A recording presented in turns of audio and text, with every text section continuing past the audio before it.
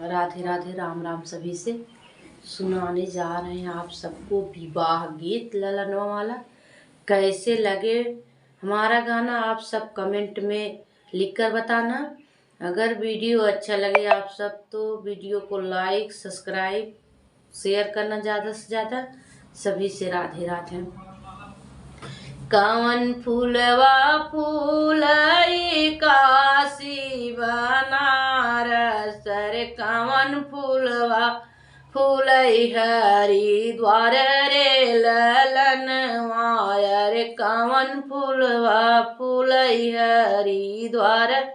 रे ललनवा, कवन फूलवा फूलई काशी बनारस रे, कवन फूलवा फूलई हरिद्वार रे ललनवा रे, कवन फूलवा फूलई हरिद्वार रे ललनवा, बेला फूलवा फूलई काशी बनारस, चमेली फूलवा फूलई हरिद्वार रे ललनवा, चमेली फूलवा फूलई हरिद्वार रे ललनवा, से फूलवा मालिन दिशा झवाई बटोराई अरे, भोरवा गुहाई सुंदर हार रे ललनवा रे, भोरवाई गुहाई सुंदर हार रे ललनवा, से फूलवा मालिन सजवाई बटोराई अरे, भोरवाई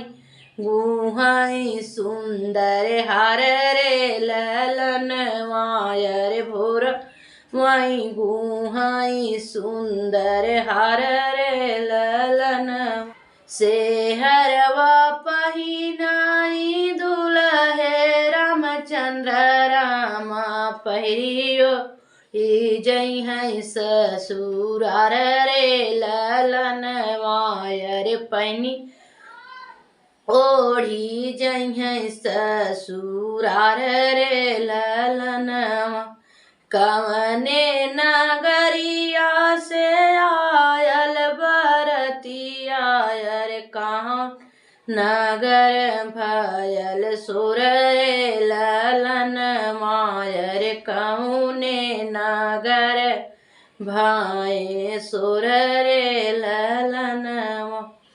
कवने नगरिया से आयल बरतिया